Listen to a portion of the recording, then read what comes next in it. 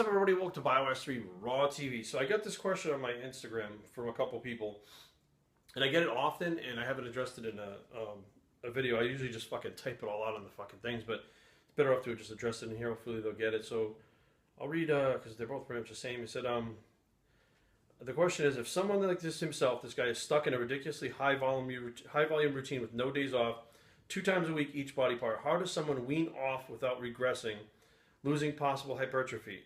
He's scared to reduce the training volume because his body's adapted, and if I go any lower, it will completely negate any possible hypertrophy. Okay, first of all, that's wrong. If you go lower, it will not negate any possible hypertrophy. Here's what's going to happen. And this other guy says the same thing. He's on a extremely 20 sets a day per body part. Okay, the mental part, it's more for mental for him than physical. But these guys want to know how to kind of transition out of the high volume stuff. Now here's the thing. It was a big push for a little while for guys doing higher volume, and everybody talked about volume, power, hypertrophy. They're throwing these words around that, I think they understood kind of what they were about, but they didn't really understand how some of this stuff works. Now, I'm no scientist, I'm no doctor, but I'm 25 and a half years deep in the fucking field of trying to understand this shit and looking into everything I could possibly get my hands on for the last 25 years. So I have some answers to why certain things do certain things. And again, there's no scientific stuff to back it up, but it's a fact that it happens over and over and over again. So when something happens over and over and over again, that makes it fact. It doesn't make it fantasy, doesn't make it fucking this might work. It says it works, period. Now, if you're on, let's say, 20 sets per day per body part, and you are saying, look, I spent fucking 2 hours in the gym, I can't fucking do this anymore. The first day you go in the gym and you drop the volume, you're not going to feel the same. You literally have to train your mind first to be able to go in the gym and get done in 5 sets, what you normally get done in 20 sets. And what I mean by that is there is a certain amount of effort that can be put in, okay? So in essence, let's start like this. If you are a sprinter, the amount of effort put into a sprint compared to the amount of effort put into a long distance runner running the same amount of distance, the long distance runner is adapted to running a long period of time. They can run long distances, But that first, let's say 100 yards, that long distance runner is going to run a certain thing. If he tried to sprint it, he's not going to be able to do it. However, if he started to train to learn how to sprint like that, he would now get to the sprinter's times and be able to take off and make that time. He's going to increase that speed based on how he's training.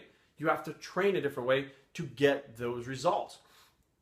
If you go in the gym and you do 5 sets of chest, 5 sets of bench press, and you normally do 20, I can guarantee you're going to leave there the first day going, I don't think I did enough. And you know what? More than likely you did not do enough. And this is part of the problem. Training to failure is a very advanced way of training. And not advanced the way that your body's developed, because you may already have the muscle, but the way that your mind is developed. And we get all those like, oh, Jerry, mind, muscle. You cannot believe me or you can believe me. It's happened for people. My clients, when they come on board, 99% of the time, a lot of them are training too much. Not too much, but I mean, if you want to train 2 hours a day, 6 days a week, knock your fucking self out. If it's working for you, good. But when you come to me and you say, Jerry, I'm in the 2 hours a day and I fucking need that time back in my life and I'm in school and this, I need to get out of the fucking gym. How can I possibly do that training 7 days a week, 2 hours a day? And I'm like, you don't have to. And what we do is we change the routine. And what's interesting is it's not just, let's say it's 5 sets for chest. It's the other body parts you include with chest. There are other body parts that you include with chest that are actually working when a program is set up to do the opposite of what you're doing, which doesn't make any sense. So let me explain. So if you're doing bench press, when I do chest and back together. And most people say, Jerry, that's fucking way too much volume. There's, let's say, which shits and giggles, we start with 5 sets for chest. So I may do 3 sets of bench to complete failure, 2 sets of dips to complete failure. I'm done. That's 5 sets for chest. I'm done. Now I move on to rows. So I'll do maybe a seated chest support row, which I've been doing for my back a lot lately. As you're doing the rows, guess what? That negative on the way down, your pec is actually bracing that. You're actually engaging your pecs on the negative of those exercises. You're still working your chest, okay, but in a different way. Pull up, same thing. As you pull up on the way down, you're going to feel that pec tendon tighten up.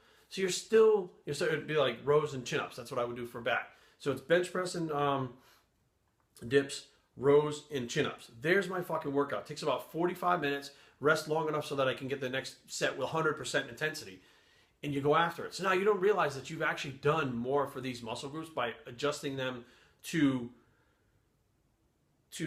basically assist the other exercises that you're doing, but you've already trained them to failure, which means the most amount of fibers you could possibly fire already have been fired. So anything that's left over is actually getting hit by training those other body parts with it.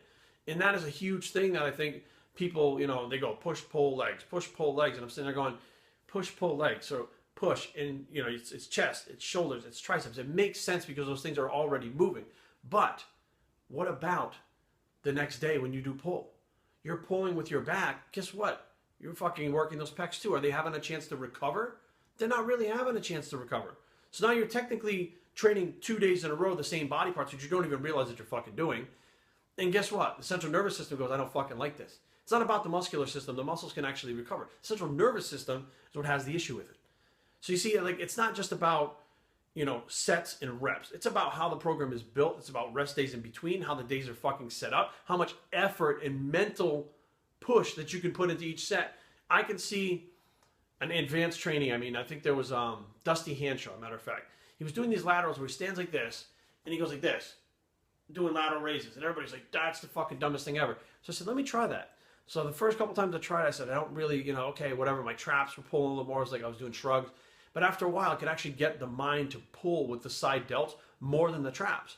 When I got done, the delts were pumped like a motherfucker. It took me a little while to learn how to activate those muscles the way I wanted to. And I think with most advanced trainees and pros, etc., professional athletes, they can do that. They can turn a muscle on at the fucking drop of a hat, isolate that muscle, make it fail without affecting the rest of their body. So you see, it's not as simple as just cutting back on your routine. If you're not that advanced, no, you're not going to be able to get enough work, and work, I mean intensity, enough muscle fibers fired to make a difference to grow.